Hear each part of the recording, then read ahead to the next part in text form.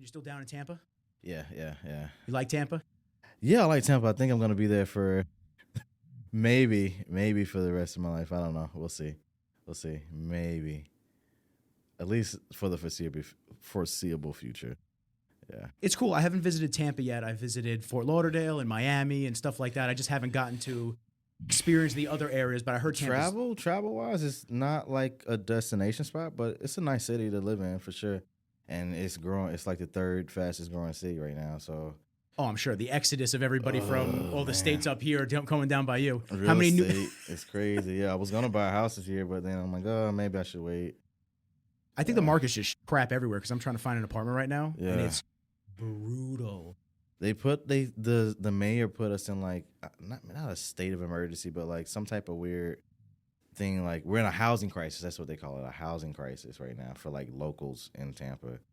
So is it because there's too much demand and not enough to go around? So too much demand, and then also we got like it's not like poor people, like poor or like medium income people moving. There's a lot of rich people moving here. So driving it up. Mm-hmm. That's what happened in Miami too. I mean, listen, there's a lot of wealthy people in Miami to begin with, but a lot of the hedge fund guys from New York, everybody started coming down and buying up a lot of the real estate, and it just driving the prices up. Yeah. It's insane. I mean, just right now in New York for a 1-bedroom, you're looking at probably anywhere from, for a solid spot, probably $2,500 to $3,000 a month. That's $3,000 is a nice spot in Tampa right now. Yeah. Is that a 1-bedroom or 2? For probably a 1-bedroom like downtown, it's probably probably around 3. Okay. Maybe 2. Let's go with 2. Yeah, you guys are rising, man. A 2 bed, 1 bath. Yeah. I live on the outskirts and I pay about $1,800 for a 2 bed, 2 bath. It's awesome. Yeah. I wish, man. It's lovely. I wish. So hopefully, I'll tell a couple of my New Yorkers. I'll tell them sit tight. My man's got to keep his place at that good price point. Yeah. Well, yo, listen, Terrence, thank you so much for coming down. For real. Appreciate You're the it. man. I'm always excited when I get to see you on stage, take some photos of you, and just hear about you crushing it, because I think you're one of the, I'm not going to say few because there's definitely a good amount, but I think you're one of the limited amount of guys that is humble, has an amazing physique, and just has a great presence about you. In general, I mean, you're a really good dude. Appreciate it. Your posing is unbelievable. Your physique is fantastic. And I think it's the corny thing to say, but I feel like you're a great ambassador for the sport. I appreciate that, man. Yeah. I mean, Classic Physique, I was there at the beginning, so it's been a very interesting journey for sure.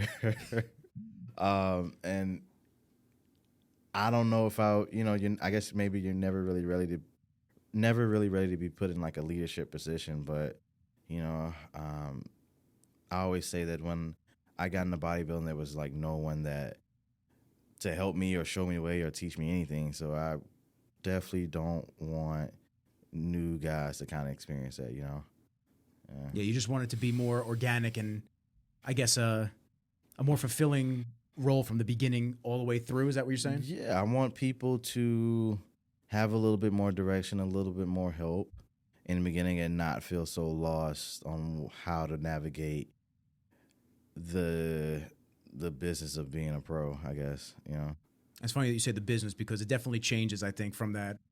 Not even a little bit, just drastically. It changes a lot from that beginner, national level to the amateur to national to pro level.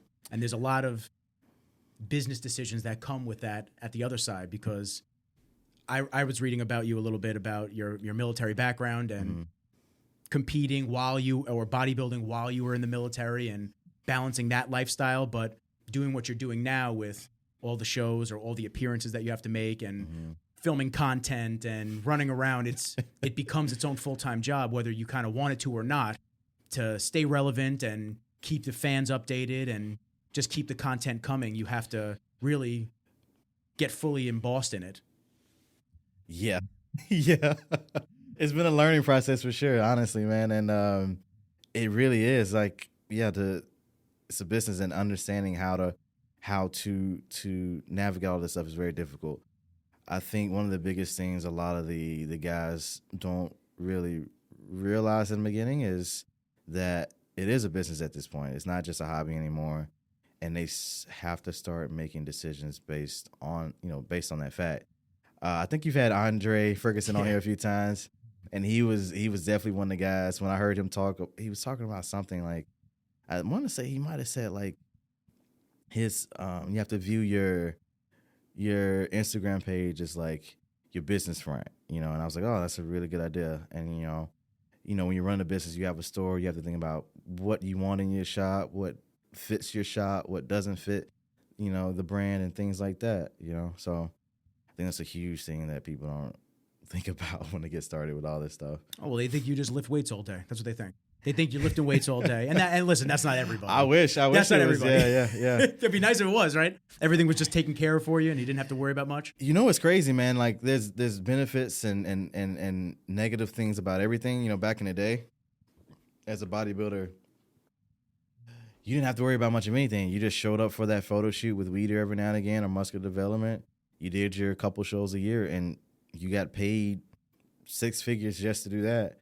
Now we live in a time where, but the difficult part about that back then though was you had to be known by the, MD or Weeder or whoever, what Flex Magazine. Like there was no other way to be a good bodybuilder unless you knew you were in those fields or whatever with those people, It was the early sport networking, really. Yeah. Nowadays though, you trade in that exclusivity where you had to know these people. Now we have social media. We can build our own brands, do our own things, but then we also have to take on all the responsibility that MD had and Weeder had of like learning how to market ourselves, learning how to take photos and learning how to speak in front of people and all these different things. So, you trade one thing for the next and it is what it is. The hat collection has grown. Wearing many hats. Oh, yeah. So being a professional bodybuilder, being a successful professional bodybuilder, let me put that in there. Because I was going to say, because there's 2 different categories right there. So when the 2 come together, it's kind of hard sometimes. For sure. You have to learn how to network. You have to learn how to, like I said, market yourself. I had to learn how to, use a camera properly. And I'm just growing, even now I'm still learning. Now I'm getting to a point now where I'm building my own brand. I have to learn how to do interviews with people and vet them if they're a good person for my business or if they're not. So there's always more and more and more you got to learn. And it's pretty crazy. It's an interesting journey because I'm around everybody. I was around Arash for a long time, Flex, I'm with Kai all the time. Like I get to see both sides of it. So I get to see the business side of it. I get to see the, oh shit, we got to post at the certain amount of time to get the most engagement and whatnot. And I think that with so many hats and so many tasks for one individual, it does become hard. And it's a big challenge. And it's kind of like what we talk about a lot on the podcast where everyone sees that end success, or they see you on stage and they see you killing it, but they don't see the hours of prep work. They don't see the food shopping. They don't see the cooking. They don't see the training. They don't see that you're training clients. They don't see you learning how to do photography, which, by the way, doing all right. You're doing great. I love it. I love seeing that. It's another evolution of your artistic side, and I think that's an amazing venture for you because it's art when it comes down to it. For sure. So that's another way for you to hone into that specialty of being an artist with your body, with photos, with anything that you want to do. So it's a very cool extension of it. But I find that people don't really understand truly how much goes into one single day. And like I just joked around that, but it's true. They think you just train all day, and they don't understand that you're managing everything else. Yeah. I guess a typical day right now let's talk about the last couple of days I've been here. So I got here. What's today? Today's Tuesday. Tuesday, the 29th of March. Okay, cool. Because I'm gonna get into your trip out to Montana as well. I want to talk about that as well. That was a lot of fun. Yeah. But so even scheduling this trip, I had my client, Kim. He's doing the New York Pro. Him and his team wanted me to come out, so we figured out a time where I can make it out here. But so obviously I packed all my meals in the morning. That's obviously you got to do that. Hopped on my flight, stayed on track that way, landed, trained, checked into my Airbnb. And then I got to work with my clients because I'm still coaching. That's how I make the majority of my money right now, coaching clients. And then I also got on a business call to hopefully start a new business. One of my friends, M Dunk, she was telling me, give me the rundown how she runs her stuff. And basically, I'm going to have to hire like a virtual assistant to help me really start to do a lot more and free up a lot more of my time. So that brought me to around about like 9 p.m. And then I had one other client that's been gone for a minute that's popped back up. I had to hop on a call with him and figure that out. So we got his plan ready to go, and I was in bed around like 10:30. Yeah. And then ready to start it all over the next day. Yeah. But, I've gotten a lot better at it, Last year was really, really hard because that was the first year where I had to kind of do a lot more than I was used to, and put myself out there a lot more than I used to. I got a full-time video guy, Daniel, and what's his name? Daniel. No, what's Casas. his Instagram. Yeah. Enduring Aesthetics. I've seen him. I've seen his stuff before. Awesome dude. So awesome, yeah. Gotta plug him. Gotta plug him. Yeah, honestly, by the end, he could probably tell you too. By the end of that, the first year we were filming almost every other day or every day, I was just tired of a camera being in front of my face. It's a lot, man. Yeah, it is. Yeah. There was, and I don't mean to cut you off, but there was a time when I was filming Flex, and he had me come down to Fort Lauderdale, and this is right after Dallas passed. And I just told him, I said, listen, man, it's a hard time for you. You're a week out from the Olympia. There's a lot of shit going on.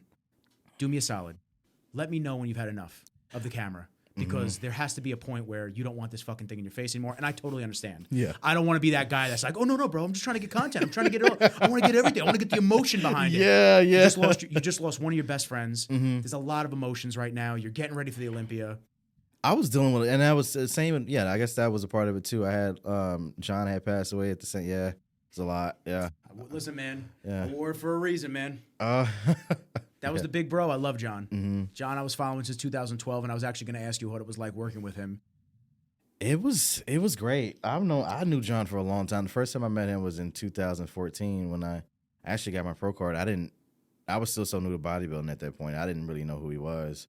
I just saw this large man, and honestly, I thought he had a lot of freckles. I was like, this guy got a lot of freckles. That was the only thought I had about him at the time. Why is this dude so grainy? What the hell is this shit? Yeah, What are you, a week out? But he stood out. Yeah, out of everyone, that he stood out to me, and I met him a couple weeks later. A guy at my gym paid him to come out and do a seminar in down by you in Florida. Yeah, down by me in Florida. It's cool. Chad Reed, he owns Fitness Junkie, and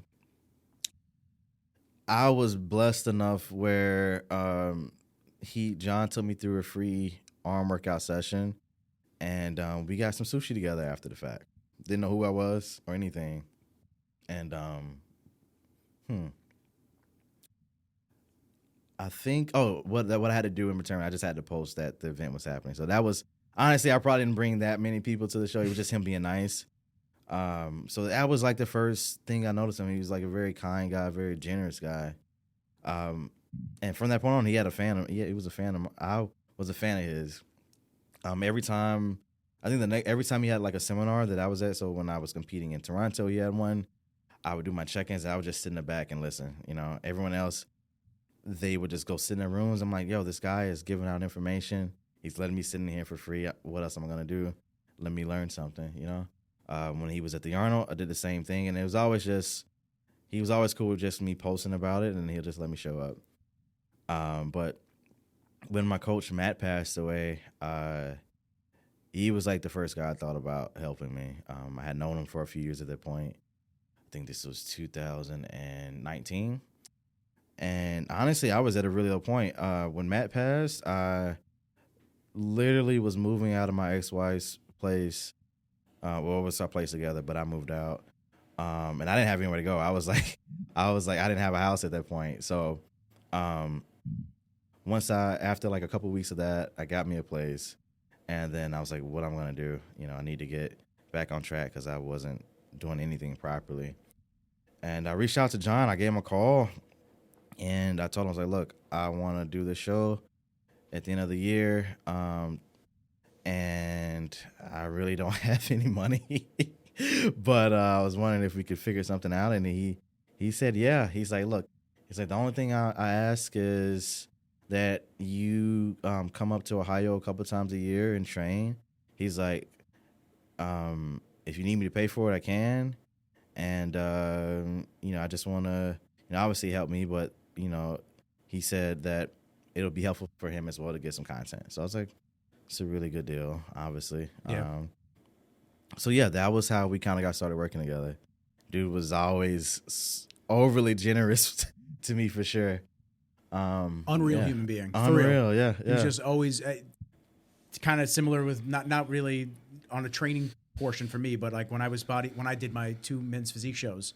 I did 2 men's physique shows, and I just started getting into bodybuilding. I just joined Bev's in 2012-ish. Okay. Just joined Bev's, and of course I see all these huge dudes around me, so I'm like, damn, I get my pudgy ass in shape. Max Charles was one of my first friends there. I love Max, so literally I said, you know what? I'd like to maybe do this one day. And then what happened was, it must have been 8 months later, I went away to college.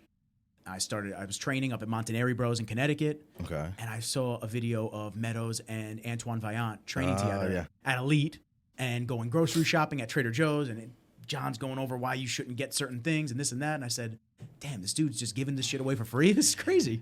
Dude, that's the way you should run a business. A lot of people, they're very, they live in a place of scarcity. One of my mentors tells me that. But John lived in a place of abundance. So he always he ran his business on how he could provide value. How can I help people? And I think every business should be run that way. And the funny thing is, when you run your business that way, even though you're giving away a lot of stuff, you make a lot more in return. Like John was making more than 95% of pro bodybuilders out there. Facts. Yeah. I mean, he had the coaching, he had Granite, he had Mountain Dog, MountainDogDiet.com. He had his programs, which are structured beautifully. And anybody that tells me, oh, I got this workout plan from so-and-so, I literally have probably 10 of John's programs. I go, I said, let me see the program. And I show him, I go, this is what a program should look like. And that's why they cost so much. Yeah. People always wondered, like, oh, yeah. I mean, he put a lot of effort into them, for sure.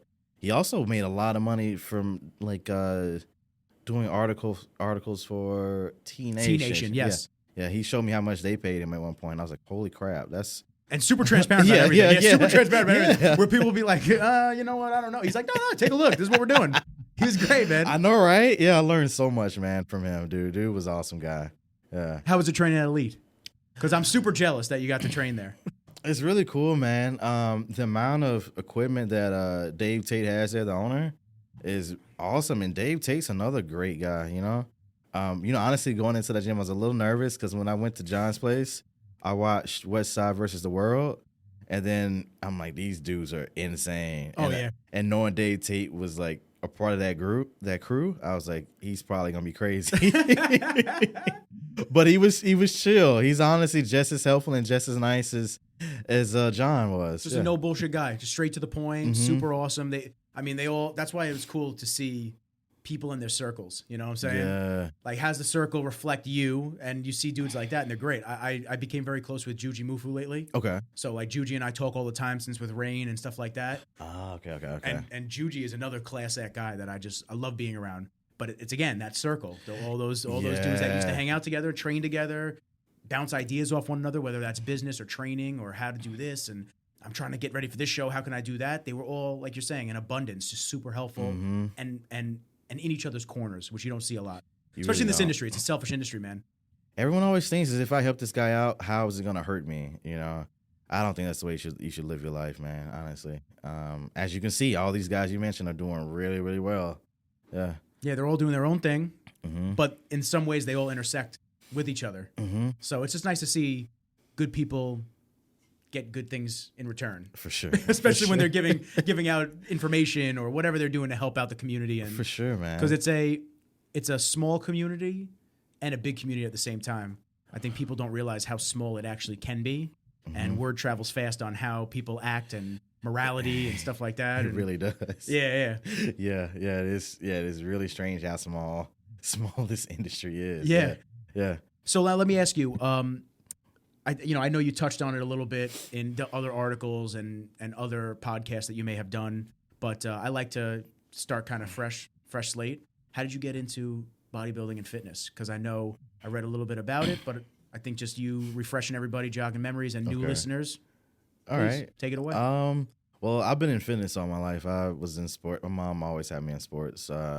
First sport I was ever in, I think, was soccer and gymnastics. And like elementary school, middle school, it went to track and football. And in high school, track, football, and kickboxing. I did in middle school. Sick. Yeah, that was fun. And then I moved to like a middle of nowhere town where they didn't have any kickboxing because that was probably my favorite. And then I only had football. I had football, baseball, and basketball. And I didn't like baseball. I wasn't good at basketball. So I played football. I'm horrible at basketball. Horrible. People always like, yo, you want to play pickup game? Nah, man. I'll embarrass you. Don't bring me. No, Don't bring me. I don't even want to embarrass, yeah. So at 17, I joined the military. And I went into TAC-P, which is like a section of Special Forces in the Air Force. Honestly, I didn't realize how difficult it was going to be. It was probably the hardest thing I've ever done. And I ended up not making it. I had a month left and just didn't make it. And when I washed out, I started hitting the gym, and I was only 125, 130 pounds then. And I was like, I'm going to come back, get bigger, and try this again, because that was a huge issue. There was this rucksack, the ruck marches, and the backpacks we wore were like 80 pounds. And if I'm 125 pounds, that's like more than half. 70 to 80% of your weight, man. So I was like, we need to fix this. And I started lifting. I gained about 20 pounds in 6 months. And I started someone told me to look into bodybuilding, and I went to the store, picked up this magazine, and Dexter Jackson was on the cover.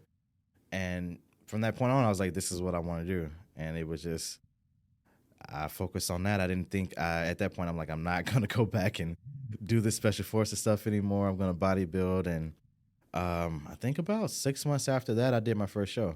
Yeah. Okay. Now, were you a hard gainer? Is that something that was always difficult for you because you were thinner?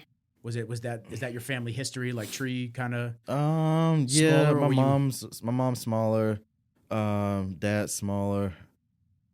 Yeah. I mean, I've always been pretty small. Even now, I'm still not at the weight cap. I just did the Arnold. I'm 10 pounds under the weight cap for my height. So he just won the Arnold. Which, congrats. That's two time now, right? 2 times. Yeah. 2 time. Yeah. It's an awesome experience. Oh, I'm Especially sure. the second time. I mean, the second time definitely like validating, that I am where I'm supposed to be at in the sport. It wasn't a fluke, and the money doesn't hurt either. Yeah, Listen, for all the hard work that goes into it, the prep, the time, the hours, like literally everything that goes into a prep, especially for the Arnold. I mean, that's huge. Yeah. And the stress that comes with it too, because you're trying to keep the cortisol levels down and relax and get your posing routine down and do everything. The money is awesome, and I think that as we're seeing the classic physique division continue to increase in popularity and size, which it's just getting bigger every year. Yeah. I think that we're going to see that almost come close to the open division, to be honest with you. For sure. It's gonna, I think, in, let me see, 7 to 10 years, it'll be pretty close to even. The reason I say that is I've been able to talk to, now that I'm in a position, I've been able to talk with some of the higher ups, like Jake Wood and stuff. And not many shows track metrics. Unfortunately, they don't collect data on shows, which I think every show should. Like how the age groups of people watching the show, where they're watching the shows from, all this stuff. Really? The Olympia does, the Arnold does, and maybe a couple other shows, not many. But from what I heard from Jake, what Jake Wood told me is right now, ticket sales, like in-person ticket sales, are higher for open bodybuilders. Makes sense, because if you think about the age demographic for Classic, there's younger guys, 20, let's just say 25 and younger. When I was like 18, 19, 22, whatever, I couldn't afford to buy a plane ticket to Vegas, get a hotel in Vegas, and then also pay a couple $100 for the show. That's like $1,000. I didn't have $1,000 sitting around. So that's why I'm saying about 7 years, when that age group gets older, you're going to see class physique kind of take over because we'll have the money, that disposable income to kind of show our presence a little bit better. I think already, if they start tracking like the live streams, I think we might be pretty close to the Open. I would say pretty so. Close, yeah. So I think we're showing that we're popular in that way. And obviously, even with like social media, if you compare, so if you compare the top Olympia guys in Classic to the top Open guys in class, in the top Olympia Classic guys to the Open guys got more followers, but that's because they've been doing it a lot longer. Classic's only been around for 6 years. But if you compare the guys who started bodybuilding about 6 years ago in the Open, then we have more followers than those guys on average. Guys like Ian, Hunter, no offense to those guys, but just the guys that kind of started when we started. So that's a really good sign as well, that we are doing pretty good. And that's even with leaving Chris out. I mean, Chris has the total following of like the whole sport combined. I was waiting for Chris. But I think even, guys like myself, Breon, Ramon, Urs, we all have really big followings compared to some of the Open guys, I think. Yeah, I mean, it's just growing and more and more popularity. It's cool to see. Yeah. Because I remember I started filming Arash right when it came out. So he was doing men's physique. And I remember, I think it was Jim Mannion came out and said, we're gonna make a new division and it's gonna be more muscular and not technically the posing trunks, but posing shorts. And Arash videoed him with a selfie and he goes, yeah, right here. So I remember when the division first came out and where it's gone has really been cool to see. And I've always appreciated, now I love the mass monsters. Mass monsters are cool as hell. But I've always appreciated that aesthetic, fluidity of posing as well. When someone really goes, which I'm sitting across from the best poser. So when someone really goes in with their posing routines and really plans it out, beat to the music, really, how can I showcase the muscle? How can I showcase my body in the most aesthetically pleasing way with music on top of it? Yeah. I think that just brings that next level out. And you can tell the dudes that don't practice. No, definitely. that don't care. Yeah. That go out there and they just go, just mix this song for me. And they go out there and they just hit a couple poses and then whatever. But you could tell the people that really put the time into it. And I think that adds to that excitement of the division. Definitely, yeah. If you look back at the Arnold, I like to think that every single routine at the Arnold for class physique has been great the past 2 years. I think every routine, Urs was great. Peter Molnar was great. Last year, Logan won the best poser. His was awesome. Jared Crew. You can name anyone in that was at the Arnold Classic, and you won't be bored by watching their routines. Yeah.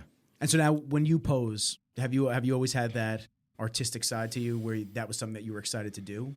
Yeah, that's what I think kept me in bodybuilding for a while, is that part. I've always been an artist. Growing up, even in kindergarten, the first way I made money was I would ask people what they wanted their superhero to look like, and they would give me like this and that, and I would just draw it. Oh, so you're sketching? Yeah. Oh, so sick, I would charge them a quarter for that. Then I hope they held on to them, because that's gonna be worth some shit, man. Quarter, dude. Yeah. So that was fun. It's getting into the NFTs at the base. That was And then after that, let me see. I applied for the. You remember those Art Institute commercials? Yeah. I applied for that in middle school, and they didn't accept me because I'm obviously like 13. It's a college, but they sent me a nice letter saying, your work is great. Thanks for taking the time out. I don't know if they did it for everybody, but I like to think I was special. They sent me that letter. Come on, man. I'll come to the class on the weekend. Come on, don't hate. So shoot, and then let me see what else. Other types of art I've done. I sold my first painting. It was like a redo of Van Gogh's Starry Night. I sold that for a couple $100 when I was in middle school too. So I when I got into bodybuilding though, like I stopped drawing, and I guess my artistic side went over into posing. So your canvas, it's gonna sound super corny. I know everyone says it and they try to sound cool as shit saying it. I know. Yeah. Anybody listening, I'm sorry, I'm gonna say it, but like the body becomes the canvas. Yeah. It's true, man. So in a sense, I definitely think so. Yeah. Trying to create that perfect your masterpiece in a sense, and representing it and posing is a lot. It's a lot of fun. I never was in. Everyone always asked me, was I a dancer? I never was, but my mom taught a very specific type of dance, so I saw a lot of it growing up. Yeah. What's it called? I don't know what it's called, man, but it's like some type of mime gospel dancing. Cool. Yeah. So I think that's where it definitely has an influence. Now that I'm thinking about it right now, it's because the pose on the side. So if you notice a lot, if someone really pays attention to the routines I do, a lot of what I do matches the words in the song, and obviously being a mimer, you match what the person's saying. So I think that had a big influence on me, quite a bit. Yeah. How do you come up with your routines? Most of it's based on the music. So let's say the last one I did was "Blinding Lights" by Aloy. So obviously the first thing you do is you find a song that evokes some type of emotion from you, because if you feel it, then the audience is gonna feel it, and they can tell the difference if you don't feel it, you know.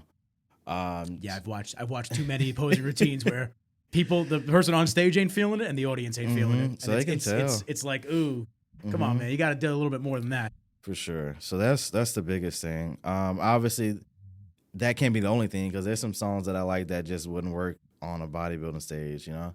So finding songs that aren't too fast, aren't too slow and boring, it's important as well. Yeah. And then once I have a song, I start to build my routine. And I try to do a lot of symbolism, like trying to match the words where I can and when I can. If it, obviously in blinding lights, cover my face because the lights are blinding.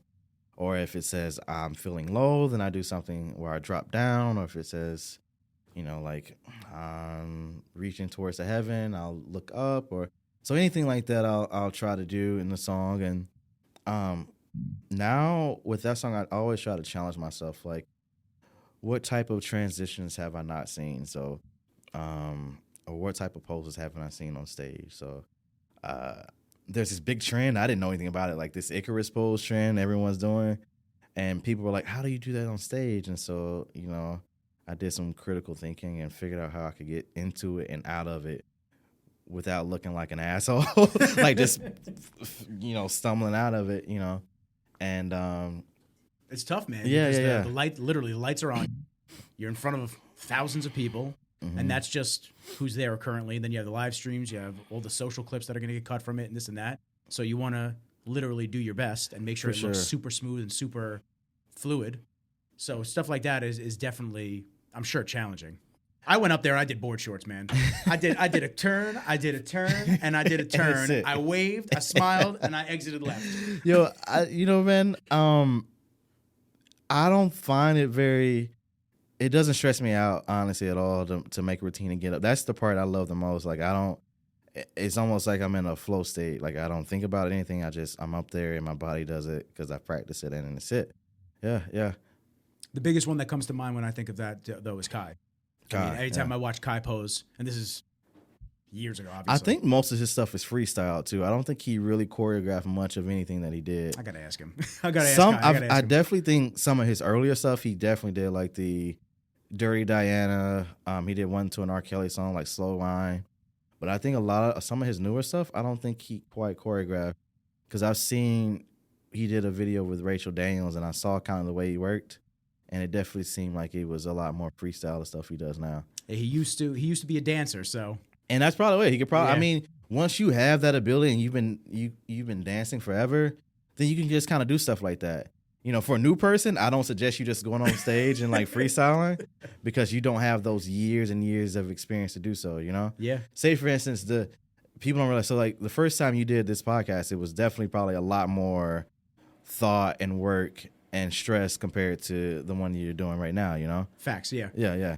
Yeah, I did 60 episodes on my first podcast with a buddy of mine, and we had the Voice and Rizzles together, and it was a great show. We had a lot of great guests on, and we got to sit down. We were supposed to have Dorian on before the pandemic. Like, Man, that would be cool. It was a lot of shit. I mean, it was really cool. Triple H, like there was a lot of people lined up to come on before COVID, and then we took a little break. He took a little break, and then we came back, and the numbers weren't there again because we just fell off, and it happens. You got to keep it consistent. It's the same thing with content. Tough, yeah. You just got to keep it going. So once we came off that, we decided to just end it where it was because, and it's no offense to my buddy John. My buddy John's unbelievable, but it was my studio, my gear, everything like that. I was cutting the clips. I was doing the audio. I'm monitoring everything. It was just like I was bringing the guests in. There was a lot in my court to do with it, and he kind of just came through. He just showed up. Yeah, just showed up. And listen, he's brought his personality. Brought his voice. Like his super deep voice. I'll have to show you clips if you don't know, if you ever heard it. But he was an amazing co-host. Like I couldn't ask for anything better because he would come up with other questions.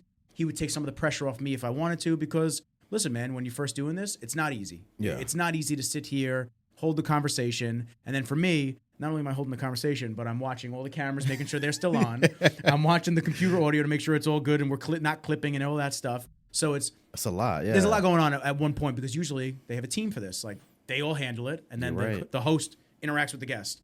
So it was definitely a little challenging. And then I had another podcast with my buddy Tyler, which was great. But after 11 episodes, he kind of fizzled out. He didn't want to do it anymore. So that was kind of it. So I sat here, and I was like, I don't think I'm going to do another podcast. And then my buddy Jamal, who's on a lot, he's the Gorilla MMA Tech on Instagram, but now he's Mr. Intensity. Yeah, this is his company. Jamal's like family. He's my big bro. He works a lot with fighters in the UFC and MMA and boxing, and he does strength conditioning for them. So he said he wanted to do a podcast with me, and I said, I can't do this again. I can't make another podcast where my name and someone else's name is in the title. I said, so tough having partners, man, because you never know what they're gonna do. Exactly. Like, is he gonna move? Is something gonna change? And then I got to start it over again. So I said, I'll make my own. So it's all on me, and then I'll have revolving co-hosts. So if he wants to come on, my buddy John wants to come on, and then we get guests based on that. Better idea. More than welcome to come on. Yeah. And then I name the segments based on that. So all of Jamal's segments are Into the Batcave because his nickname is Batman. So it's like that's smarter. That's how we keep it. So that people that just want to hear Jamal, they see Into the Batcave. Here we go. We'll jump into that episode. So, but in terms of how it was when you first start to like now, a lot of the people that I sit down with, I don't know. So we interact on social. And we've seen each other at a couple of shows. But that's pretty much the extent of our relationship. And besides reading a little bit about you in the last 24 hours, like just the background doing stuff your on research, it, yeah. I want to come in fresh because then I have authentic questions. I can look at you and just actually be interested in who you are instead of other interviewers that maybe know everything about you. And they just go, oh, well, how was it like this? What was it like this? What was it like that? Points, yeah. And then we just get to talk. And we get to just keep it authentic and real because I feel like people can sense that through the video, especially. For sure, yeah. They can sense when there's a scripted question or, the vibe of that changes. And that's why I kind of just cut the mics on, the videos are recording, and we just talk, and we just go from there. That's what I found for me has worked. And there's a lot of experimenting before that. We tried intros on the first podcast and specific outros, and now we're going to talk about this. And I just found that the more free-flowing we were, and kind of when the conversation dwindles a little bit and we just go, yo, I want to have you back on, man. Thanks for coming through. Like, that's it. Like, it was the perfect recipe. And I love it, dude. And it's people chill. like listening to it. It's more relaxed because otherwise you feel like you're in the hot seat. You know what I'm saying? Like, how did it feel winning this one? Like, just like grilling you down. And I never wanted to feel like that. I wanted to be relaxed. Yo, you tell me you want a rain in the middle of this podcast, man, I'm getting up and getting you a rain. Like, we're chilling, man. You want to order a pizza? I got you, bro. Pizza? All right. Whatever you want, man.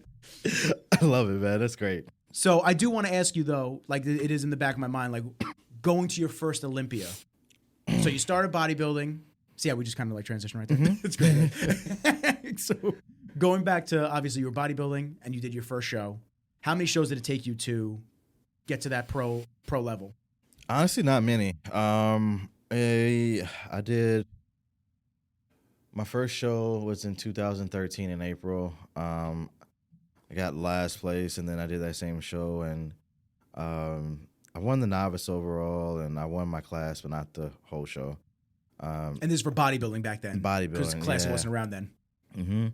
And honestly, in my head, I thought I'm gonna wait till I'm 180 pounds and then I'm gonna go to nationals and turn pro. And luckily, everyone knows him now. Nick Trigili, he was dating a girl in Fort Walton Beach where I lived, and he was at the show and he's like, "Dude, you should just go now." So I was like, I just trusted. I'm like, "Oh, he wasn't a pro yet either, but he was back then."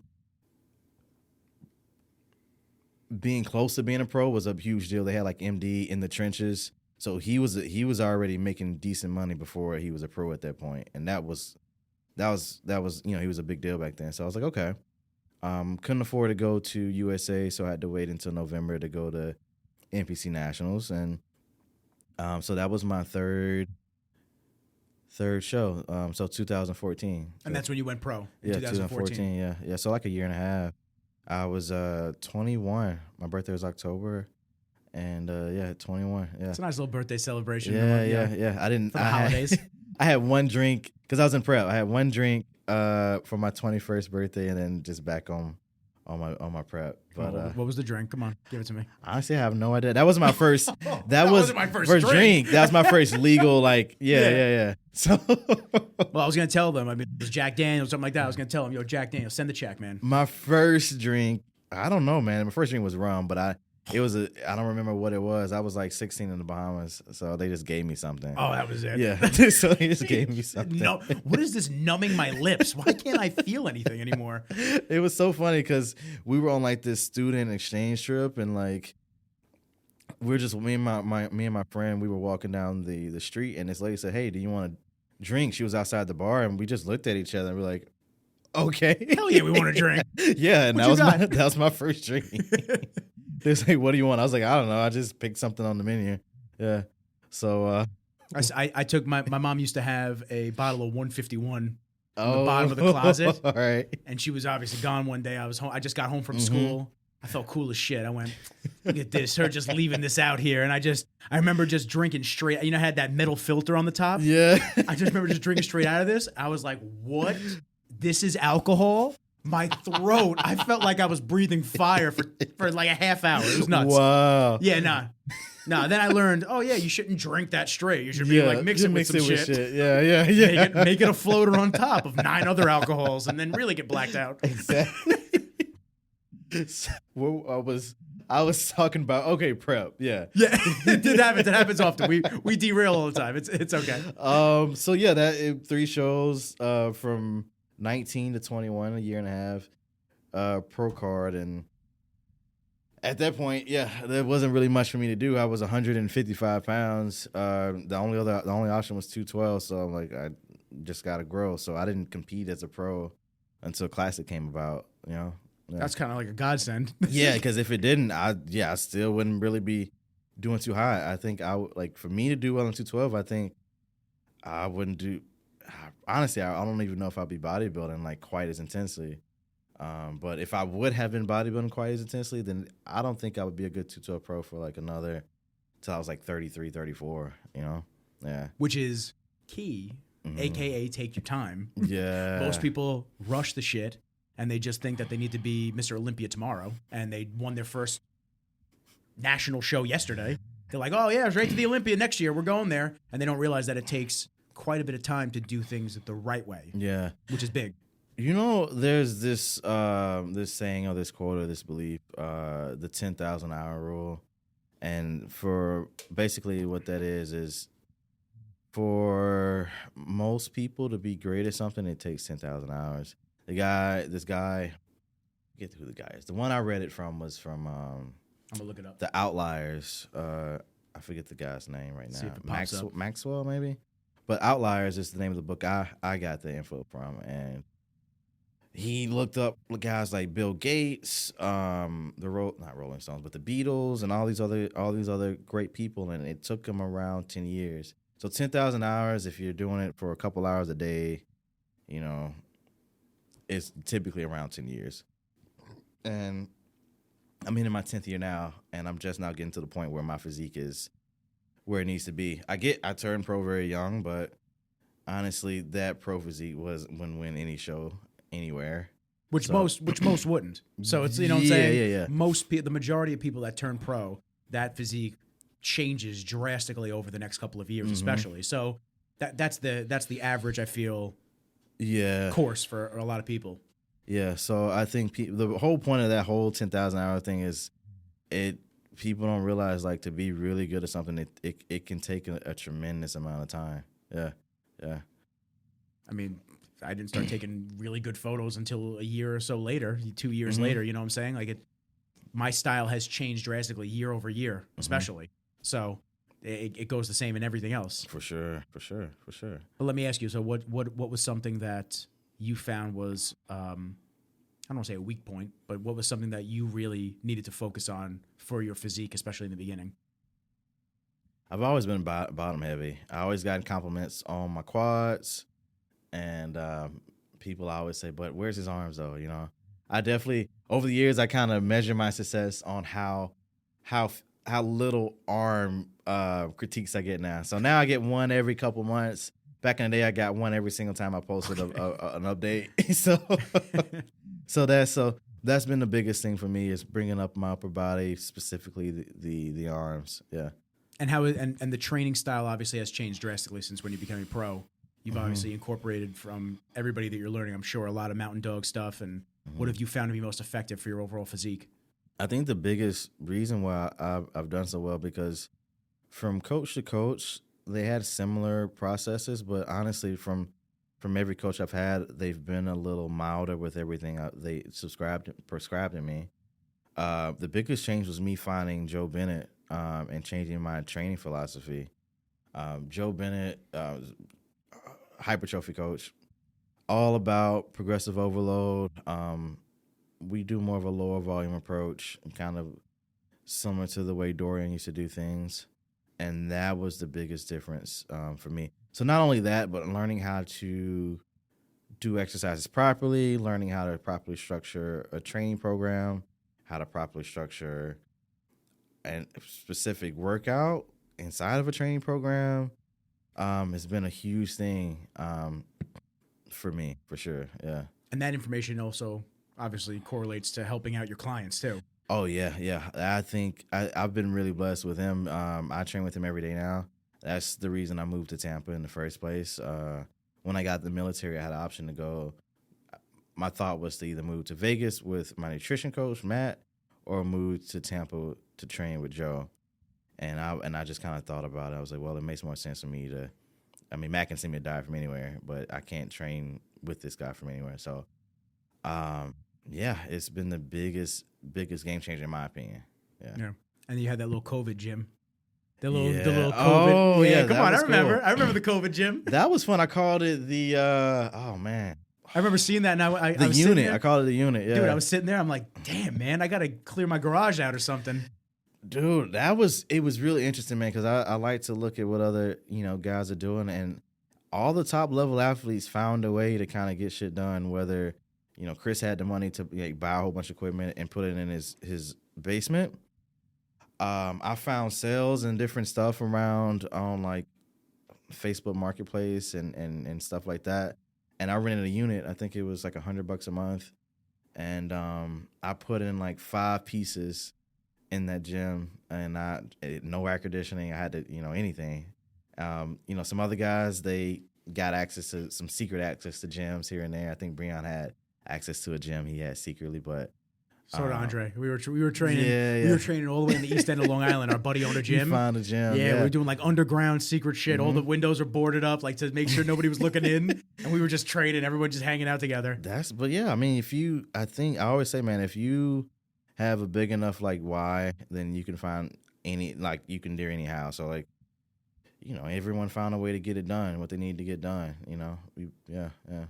So backtracking, obviously, right before that was the Arnold. Did you get second at that Arnold? Yeah, I got second at that Arnold. That's when I met you. I met you right off the stage. Yeah, I was with John. Oh yeah. I was there with Betancourt. I was shooting some videos for them and Marco Rivera and Isaira. His wife was competing for one of her last shows ever. She was just up there just doing her thing after having 2 kids. It was unbelievable. That is, yeah, that's intense. but I do remember that you got second at that Arnold. It's close. Yeah, Alex beat me. Yeah. Yeah, physique was unbelievable. And can you kind of give me an idea of what kind of goes through your mind? Because obviously your physique is unbelievable.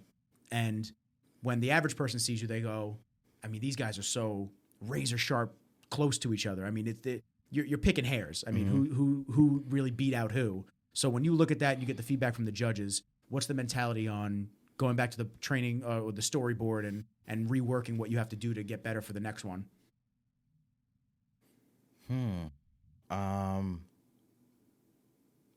So basically, I think to be a good bodybuilder, you have to have some awareness of what your strengths and weaknesses are.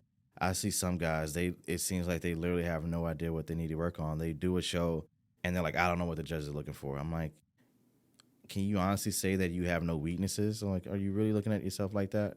You know? So I always think that's the first key. So, but also, you know, obviously the judges are the ones that decide at the end of the day. So I always think it's a good idea to get the feedback of the judges, you know, to see where their mind is and what they're thinking. So they kind of validated what I always think, you know, be a little bit bigger up top, be a little bit bigger. And that's always been what I've been struggling with, to be a little bit bigger. Obviously, a few months later at the Olympia, I was able to make the improvements I needed, and I beat Alex at that show and beat a lot of other top contenders that I had never beat, like Breon. Honestly, I was shocked. I think there's some video or some pictures of me like, whoa, because I'm like an optimistic realist. Like I knew I would do well at that show, but I was thinking third to fifth. I thought I needed a little bit more time to kind of edge out Chris and Breon, but you know, it is what obviously not. Yeah, Well, we've seen it. What was it? Was it the Arnold where you got first last year? Mm-hmm. That I guess they switched you guys around at the last minute. Was that night show? That was the Olympia. That was the Olympia. That was the Olympia. Yeah. So what they told me, because because I remember seeing that and I got jazzed up. Breon's great, but Breon is he's a really good dude and unbelievable physique. But I got jazzed up. I was like, damn. I knew. So after prejudging, Vince Galanti, I believe, he saw me. I was just gonna go hang out with Joe, and we're gonna go to like the little bitty expo they had that year. And he's like, hell, dude, like they are seriously looking at you. You know, even before that, I walk off stage and Joe and John are like, dude, I think you might beat Breon. I'm like, and I just think, you guys are like biased. You know, my coaches, whatever. And then I appreciate the love, guys, but you know, whatever. And then another guy, someone that's not like in my corner, came up and said, "Yo, dude, you just need to go sit down right now. Go to your room." And I'm like, "All right." So I was like, "All right, Joe, I'm gonna go to my room." And that's what I did. And then at the night show, I showed up a little bit tighter. And the judges said, "Yeah, they don't always rejudge the night show, but." They said I had improved enough, and I think Breon faded just a little bit, they told me. And, because I only beat him by 1 point at that night show, so it wasn't a huge win at all that first year. Yeah. Still, I mean, that almost feels like climbing a mountain right there. Yeah. I always say, like, I'm beating people at weird times. Like, I've beaten every Mr. Olympia, but I don't have an Olympia title. So... Hopefully soon it'll come, but for sure. I mean, it's just a matter, like you're saying, it's just a matter of time and getting all the pieces to the puzzle exactly where you need them and showing up that day, and that's all it's going to take. Yeah, showing up that day. How was it at that first Olympia though? How did you feel getting on that Olympia stage? That was the original first one. First one. Yeah. Because I feel like that's the most monumental one. Whether you win or lose, I feel like just stepping on that stage must be something special. Honestly, at that one, it was really cool.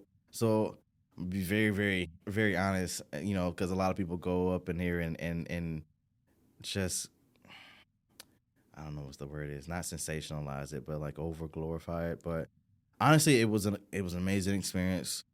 I was watching the expo, watching the Olympia at home. I always just saw the open guys on the huge stage, you know. But we weren't on that stage. We were at the expo.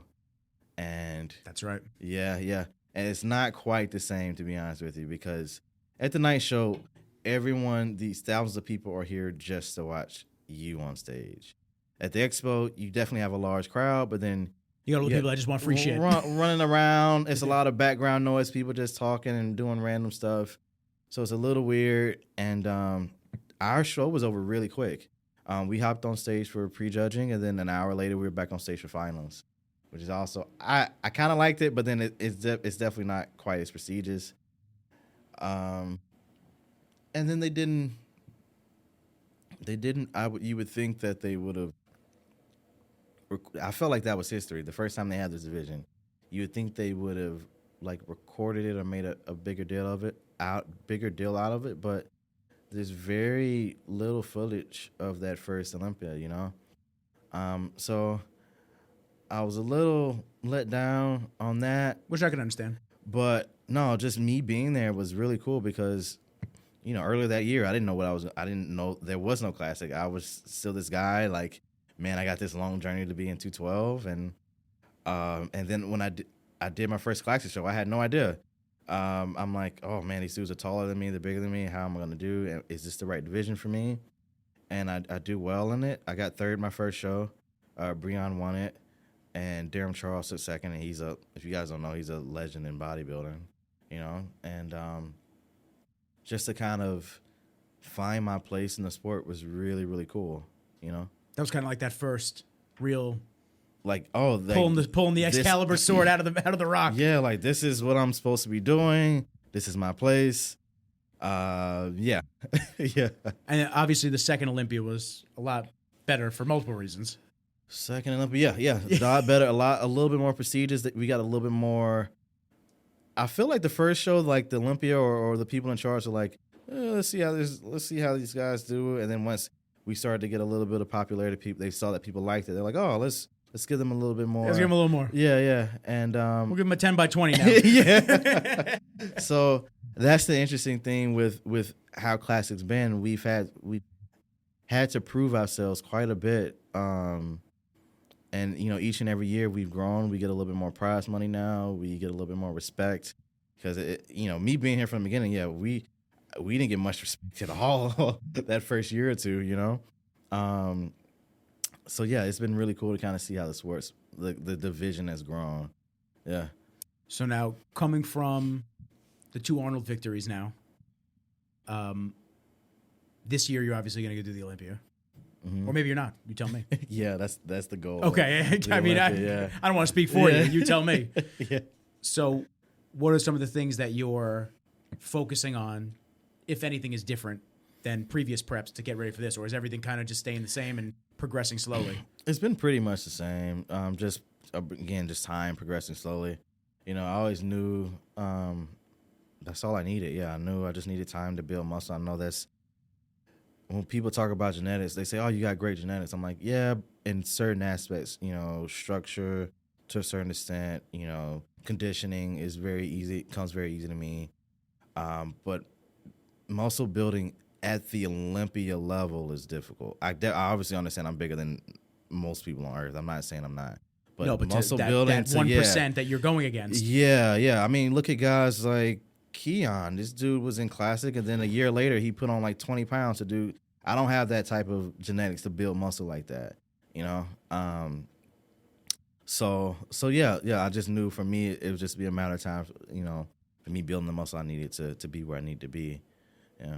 But it's also cool to see you be able to do stuff on the business side, personal side as well. Like we were talking about kind of earlier, building your personal brand and expanding on that. And are you with any companies right now? Yeah. With Still Supplements, Flag Nor Fail. That's right. I love it. So before we get into Flag Nor Fail, because I do want to talk to you about that, Still Supplements. Shouts to it's Paul Ha, who shot that first video for you. He's got a really good one coming up at the end of the week. He's a very talented dude, man. He was a huge reason why I came on board. I mean, me being a creative person and seeing, honestly, dude, I have been looking for years to find a video guy that can do what he did. And once I found him, I was like, this is where I need to be. Yeah. Mm-hmm. No, he was that first video of you posing with all the lights around you and everything like that. Yeah, fire. I remember seeing that years ago, and I said, damn, that's heat, man. Yeah, man. So It's been amazing, man, working with him. And I think what helps with him too, one, he's obviously amazing at what he does, but him actually competing, it probably also helps quite a bit understanding. Because sometimes what I like about him is I've worked with other video guys and I'll do some shots and I get no feedback. But from him, he's like, you need to hit that again. Your stomach was out, or you need to hit this again because you weren't flexing this properly, you know? So and I really, really like that, you know? Yeah, because he's looking at you head to toe and he's just analyzing what he would want to see in himself in a photo or a video. So yeah, that's awesome. So seriously, shouts to him. He's great. And his brother I used to follow all the time. Jason I used to follow all the time with the slapping the steaks in the pan early in the morning. It's like 4 a.m. I don't know if he's still doing it, but 4 a.m. cooking up a steak, barely cooked. Yeah, that's how I eat it, man. That's how I eat it. So I was like, oh damn, eating the sprouts from Whole Foods. For a while there, I was doing the same shit that he was doing, and he was always an entertaining guy to follow as well. He really is, yeah. Jason's been more of a mentor to me for sure. I've learned a lot about business, managing money, and all this stuff. So it's been a really good fit, like learning from these guys and just all of this, you know? That's awesome. Yeah. Right, I always like going with one last thing. I always like going with companies that most of the companies I've been with, they've been ran by bodybuilders, you know, whether the original was with Matt Porter before he passed away. Obviously Still was the next one I've been with, and then Flag No Fail, Dana, you know. I just like that because they get it, you know. Yeah, they're in the lifestyle, and once again, it's a big community, but a small one as well. For so sure. It's nice when you're around a lot of like-minded people. Yeah, it helps. Yeah. So what was that trip to Montana like? And how'd you get involved with Flag No Fail? They reached. So again, everything's really small. Yeah. Their athlete manager reached out to Joe, my trainer, because they both worked together at Redcon for a while. And Joe told me, was like, hey, Flag No Fail is interested, you know, Rob and Dana are interested in working with you. I'm like, oh, I didn't even know they knew who I was. And so, yeah, I talked with them. I liked what they were offering. The timing was perfect because I was just ending a contract with another company. And so let's go to the trip. So the trip, if people didn't know, this is the first time they've ever had athletes. It's always just been Rob and Dana. Dana, you know, this is the first time they actually opened the doors to bringing on people, and it was really cool because I like the way Rob runs his business. Dana's awesome. She's awesome at first, you know, Mr Olympia, but I definitely identify with Rob a lot more.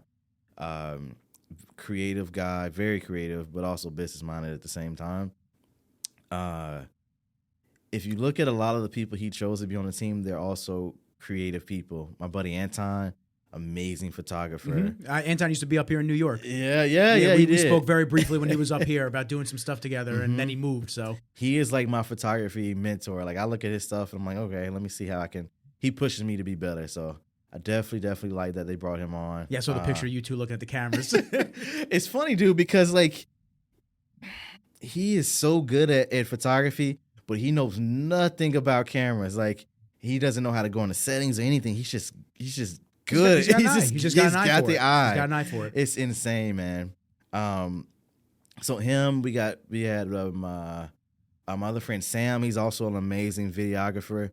Not the biggest following, but and that's the cool thing. Like Rob didn't care solely on how many followers these people had. He said the biggest thing for him was, did they fit the brand? Do they believe in the same things we believe? And are they creative people?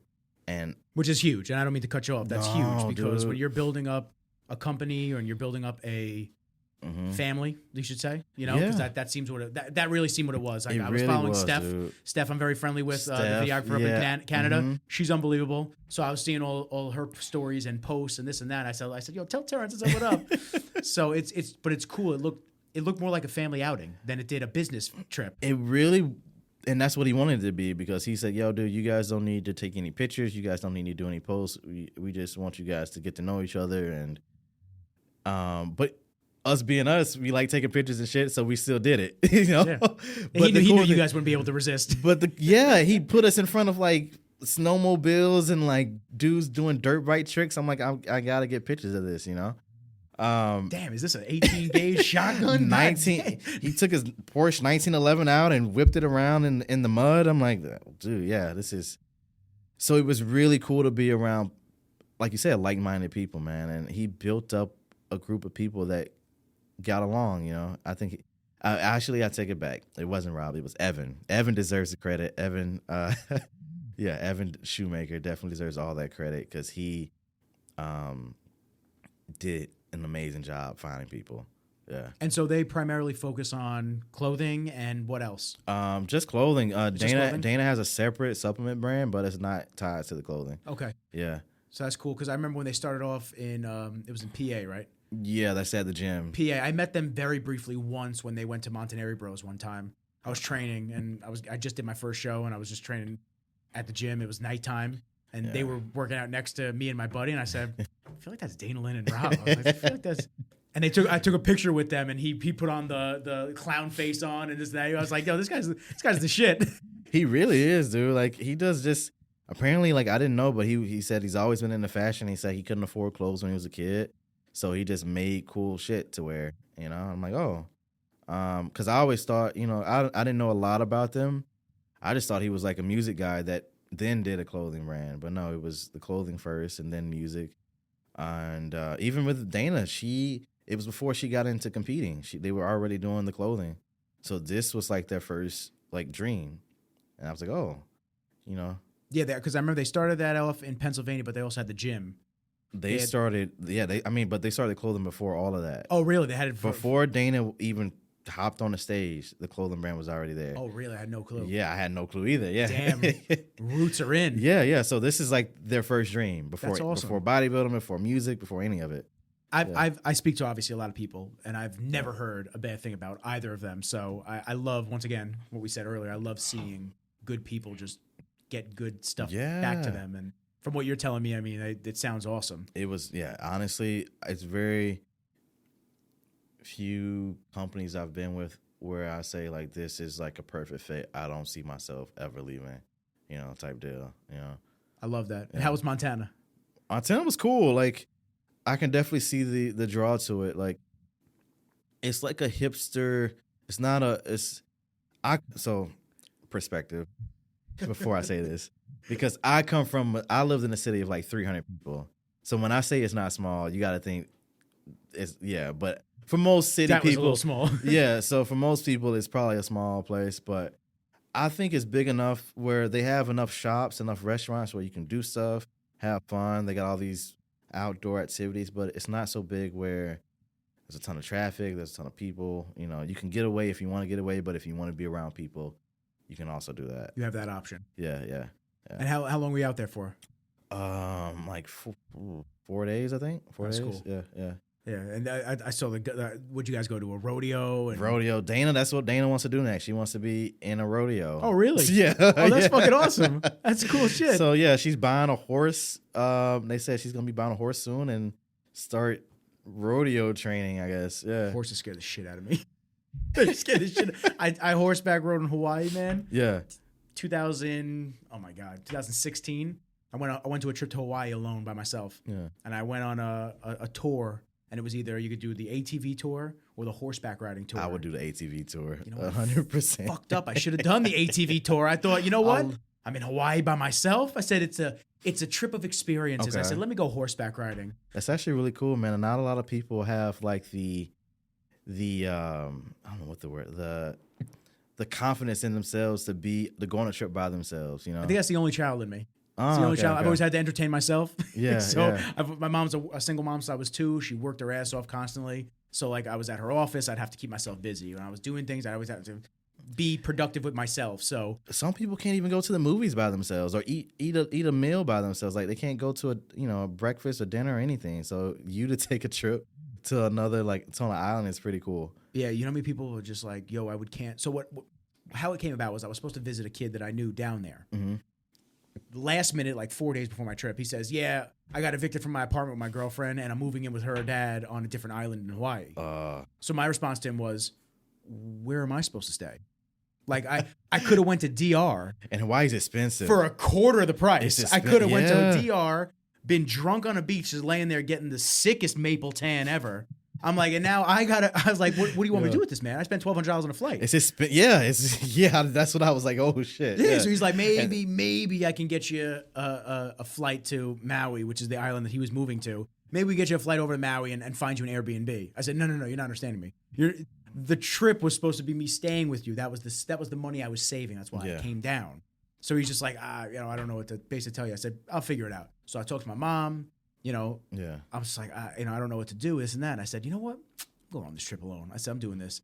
Girl I was talking to at the time, she's like, you're really going to go by yourself? I said, fuck yeah, I'm going by myself. That was her way of saying, do you want to bring me? Well, I said, do you want to come? She's like, I can't leave work. I said, all right. I was like, I'm leaving by myself. Okay. My mom was like, yeah, Nick, let's just cancel the trip. I said, nah, overprotective Italian mother. Yeah. I said, nah, Mom. I said, I'm just going to go. Went down there. Best time of my life. You have a good time. I've been on a trip. I've been on trips by myself before, whether like when I'm guest posing and I just spend a few extra days and I just do stuff, and it's a lot of fun. It's a cool way to figure out who you are as a human being. Yeah. And just to figure things out. I mean, like you said just a couple seconds ago, not everybody is okay with being alone. Everybody always needs a stimulation. They need a TV, and I'm guilty of it too. Even though you need a TV on, you need to be watching a YouTube video or something, some noise in the background. You always have to have something on, and people aren't okay when everything kind of cuts out and you're just there with your thoughts, and you just have to be able to be at peace with yourself. And a lot of people can't do that. That's important. Yeah. I think a lot of people don't know who they really are because they don't spend that time, truly like listening to themselves or being alone. That's a good point. And that's super important in your own development, is being okay with you as a human being, whether you don't like the way you look or whether you don't like something about you or what you do, a habit or anything like that. That self-development feature, it doesn't always have to be, I got to lose weight right this second. I got to do that. It's like, maybe train yourself a little bit. Maybe get on some self-love and self-learning courses, meditate, do things like that. I'm not saying it's a fix for everybody that maybe has mental health issues or is looking for a quick fix right this second, but you take the time, 10,000 hours. You take the time to really develop yourself. Yeah. That's going to pay dividends in the long run. I say that all the time. I've been saying it a lot in bodybuilding lately. There's so many bodybuilders in this sport that know very little about bodybuilding. They've never taken a course about, they never taken a nutrition course, never taken a exercise science course. They've never taken anything. But then somehow like they expect to be like these great bodybuilders at the end of the day. I'm like, you need to, like you said, invest time in yourself. And that does pay dividends. Yeah. Being a student constantly. Yeah. I mean, that's like you. You've said it multiple times. You're a student with so many different things, social media, with business, with obviously your craft, which is bodybuilding, but your craft that's now photography as well. And being able to always accept that you don't know everything and you want to learn more. That's me, dude. I'm early in this video photography stuff. I look at stuff like Paul's stuff. I look at stuff like all the other videographers that are super talented in this industry. Does it irk you as a creative? Does it irk you sometimes? You're like, damn, man, he made a banger. You're like, yeah, but then you go, that's going to motivate me to get better and learn more and be okay with, okay, maybe they made that banger, but I'm going to get there too. And I'm going to make just as good as content, and we're going to keep pushing each other to new levels. You know what, dude? I think that is highly slept on. I was thinking about this in the car. I was listening to this book the other day, and he was talking about rivals and stuff like that.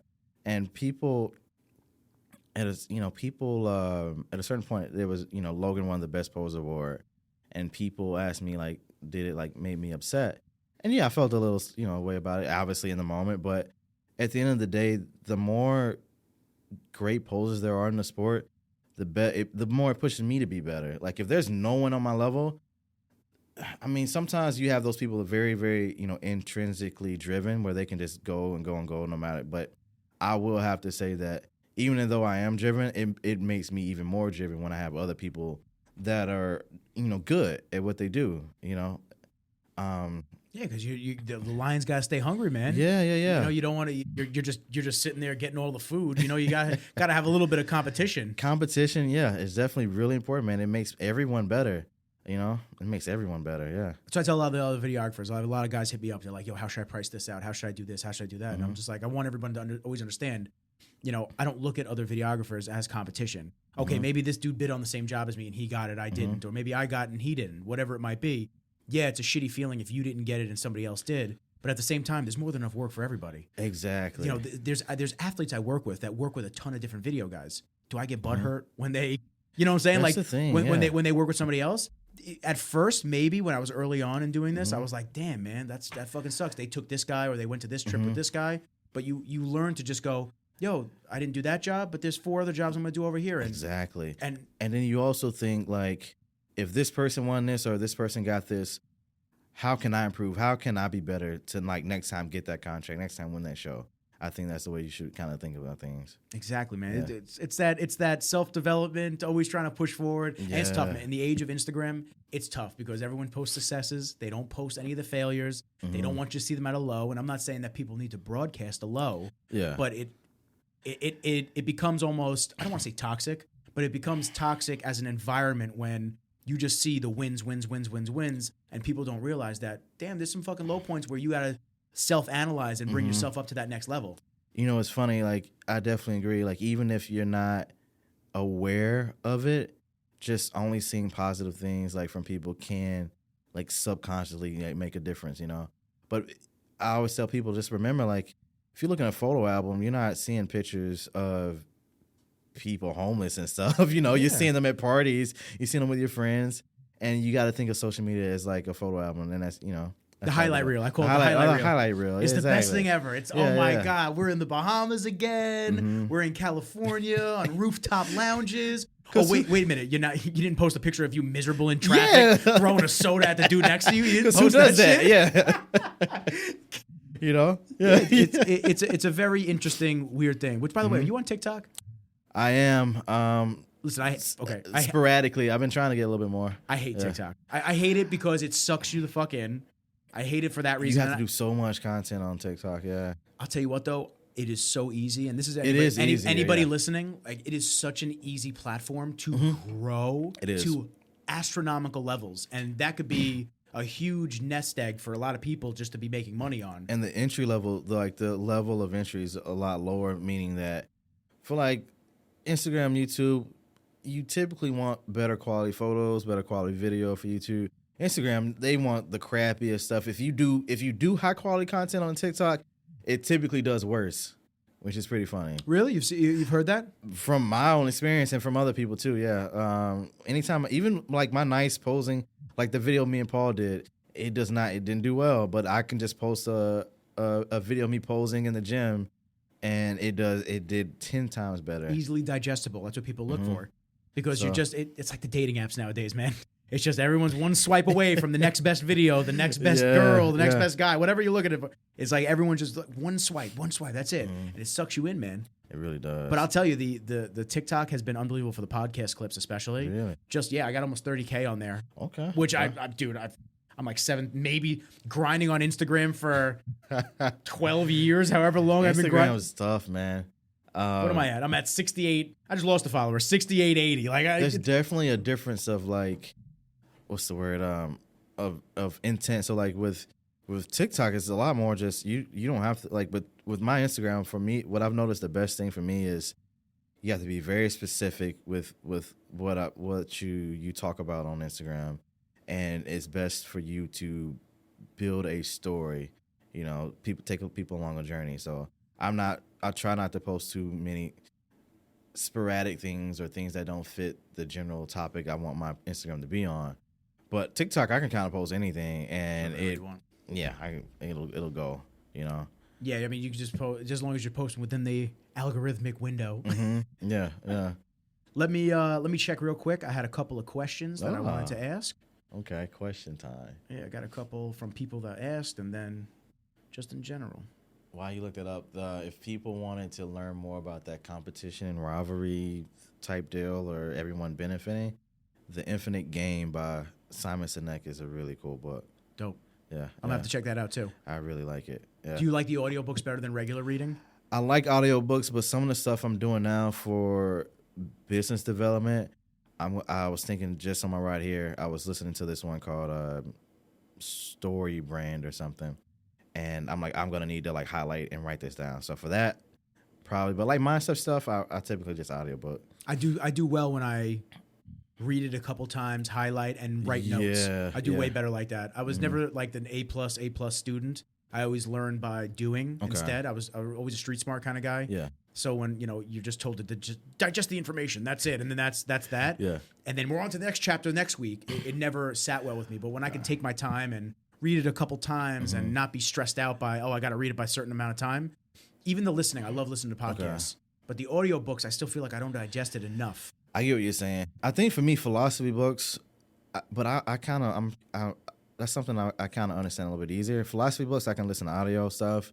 But for more like this marketing book I'm reading and things like that, more stuff like that, like I have to like know the ins and out, then I need like an actual physical type deal. Something tangible in your hand. It always trumps everything else, in my opinion. Let's see. We hit that already. How'd you get started? What drew you to the physique division? We got that. Okay. Meadows. Has it set in winning the Arnold Classic? We got that already. Consistently being the best poser. How do you continue to build on that title? So, okay. Yeah, this is an interesting one. So, my first big claim to fame in posing was the survivor routine. But a lot of people don't realize this is I was really stressed out about the next routine I did. I was like, oh my God, it's going to be as good. It's going to be this. It's going to be that. It was really, really stressful. And I just came to a certain point where I was like, look, I'm just going to create this thing. And if people like it more, they do. And if they don't, they don't, because art's subjective, I can't imagine say like Van Gogh making a piece of art and it being like crazy loved, and then he's like, "This is it. I'm not gonna make any more because this did really well." I can never. Could you imagine that? Yeah, I can't make it. That's it. Yeah, that's it. 3 and done. Have a good one. So personally, I don't. A lot of people love that routine. Which is fine. But then, I've made other stuff and some people are like, oh, I really like this one more. I really like that one more. And I've been able, personally, I think I've been able to create some new and interesting different things and challenge myself. So that was a big thing, not worrying about how popular the last routine was and just making stuff and just challenging myself and just making it more like, I guess about me, which sounds a little weird, but yeah, making it more about me. Well, no, you wanted to be shaped by the physique that you're bringing, the mood that you're in, and like you're saying, even with your Instagram profile, just telling a story. I definitely think if I was to stress out about it, what every other person wanted my routine to look like, it would be a mess. Yeah. That's listen, life knowledge right there. You just got it right here for free. That's crazy. Yeah, you got to pay for therapy for info like that. That's awesome. Shoot. Now, how do you? I'm curious. How do you find songs? I know you kind of touched on it, finding obviously the beats per minute and something that's not too fast, not too slow. But do you just hear something, or do you have an idea? So do you search for it, or is it just in passing? So that Lloyd song I just heard in passing. It was a really popular song like on TikTok. So I just heard it. I was like, oh man, I really like this.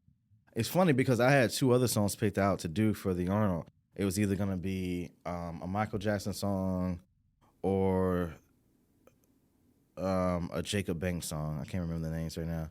And I started practicing in the studio, and it just wasn't clicking. And then I put on that Lloyd song, and I freestyled the whole routine the whole way through with no like brain farts or anything. And got the toe tap, and you were like, "Oh, okay." And I'm like, "This is the song." Like my brain just wants this to be the song, Because I was really stuck with the other songs, and I'm like, this, yeah. So how far out do you usually try to pick that?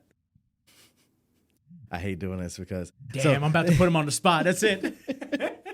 So because a lot of people would think it takes a long time for me to do the routines. The Lloyd song, obviously, I had 2 other songs in mind. I think the Lloyd song, I picked it maybe like 4 weeks out from the Arnold, and I practiced it. I didn't have it complete. First of all, I didn't get the finished routine on stage at all, but I didn't finish that routine until I was in Ohio. So damn. Same thing with the Arnold the year before. I didn't finish it till I was there. Sometimes I just need to take breaks. And the thing with me is I found now, if I start a song too early, I start to hate it, and then I can't do it anymore, and then what I noticed too with this, the first Survivor song I did, I think I spent maybe like 8 to 12 weeks on that one, but it was because I was a lot less experienced, so I wasn't able to do. I had to like a lot of the moves I weren't comfortable with, and I had to do them a lot more. As you know, that was 2018. I've been doing this, 4 years since then, practicing. Now it comes a lot easier. I was helping my client today. We did half his routine in a minute. I mean, we did a half his routine in a day. So I've gotten a lot better because I've been, doing a lot longer. That's cool that you're probably helping the clients just kill it on the stage now too. So the biggest difference with like the ability for me to do posing was when I was doing posing coaching, for several months I was doing that full time. I wasn't even doing any type of nutrition or anything. So I was helping people do routines like 6 people a day, 5 days a week for a very long time, and that's a lot of practice in that time. And that's what got me. When I first did my first time, I would have to literally, they would give me the song, I would have to stand up, and actually I have to call them back because it would take me a while to do it. And I would call them back, and then once I went through the movements, I'll call them back and I would show them. By the end of that, I could listen to a song, picture it in my head, and then just do it right then. Even when people show me routines now, I can just process it a lot faster. I remember it, and they can show me a routine that they have planned out, and I can just do it, just redo it, and just change what I need to change. Whereas most time when people see a routine, they can't memorize it that quick. I have it. I can have. So that's why I'm able to do what I'm able to do. Now I don't suggest anyone else do this, but I can. Yeah. So that's how I can memorize a routine in a couple of days. The quickest I've ever had to do was. There's a routine people can watch, the toxic routine. I was not able to practice that one until the night before because I was sick. I couldn't even get out of bed, and it was a 3-minute long routine. It's the longest routine I've ever done, and I just practiced it in my head. I practiced it. I performed it a few times. Listen, man, you've been going all day, man. Listen, I'm going to send you home with some rain. You're going to drink that. You'll be feeling like $1 million. I need it. Yes. So I performed it a couple times in my hotel the night before and all day before the night show. And I was able to do it, But if you had me try to do that a year or two earlier, I don't know, it would have been a mess. When I first started competing, I would forget routines halfway through. And then just have to free I would freestyle. Yeah. Prestige Crystal Cup. That's on my YouTube. That first one, and then a couple other ones after that. Yeah. So just the more you practice, the better you get. Yeah. 10,000 hours. 10,000 hours. 10,000 hours. It all goes back full circle. Yeah. Let me see. At what point in your career did you see a value in what you're bringing to the community? So obviously a more of a ambassador type presence, I would assume. This past 2 years, I had my surgery, just a gyno surgery, last year, and I couldn't train, I couldn't do anything, and I just got to go to shows and just be helpful. And at that point, I really got to sit back and see some of the things I've been able to do. I had been so focused on my own career and progressing and stuff like that I didn't really realize like other pros look up to me and stuff. I'm like, oh, snap, because I'm like, it's a little weird, but must be a flattering feeling though. It is, and it's really weird. At that point, I felt that if I couldn't compete anymore, I would be happy because I had made an impact already on the sport with posing, with things like that. This past, the past 12-ish months now, I've been really focused on actually doing a lot more, not just like, because in the past it was just, I was able to be a mentor just because my posing was really good, mindset. But now I'm trying to take a more active role. I've met with, the millions about seeing how I can make the sport better for the athletes. I've met with Jake Wood, the owner of the Olympia, to see how we can make the Olympia better, how we can make athletes more money and different things like that.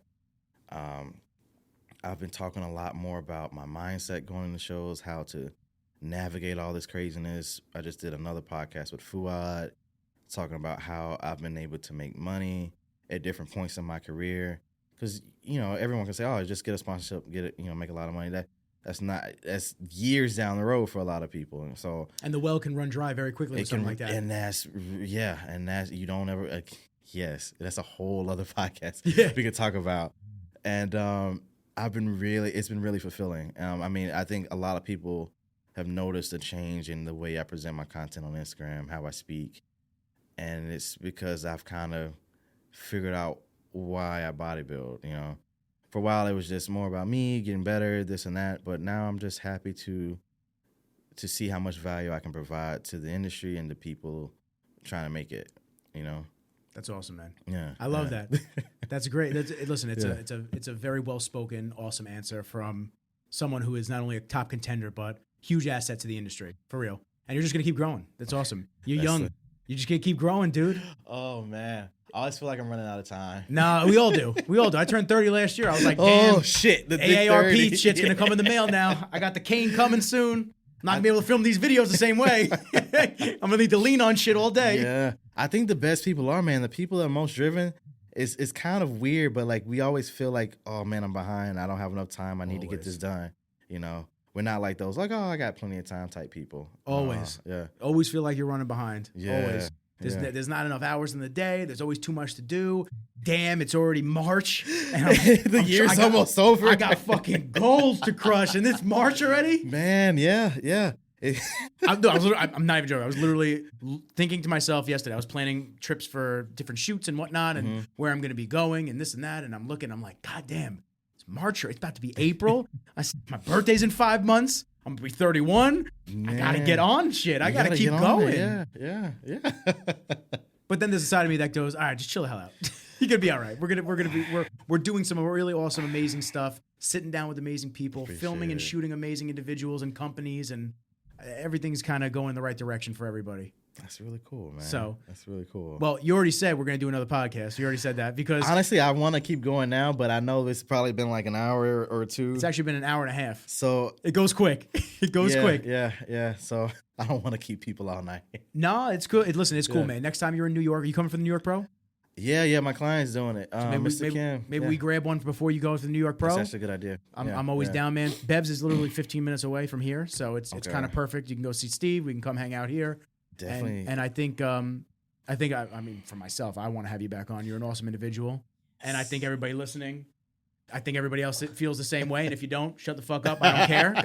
It's my goddamn show. I'll do and have whoever I want on. So Terrence, for real, bro. Appreciate it, man. You are the homie. I appreciate you coming down. You make the trip out here, a little bit of traffic, and it's a real special podcast. I'm thrilled to have you on and share the backstory, journey, and where you're going.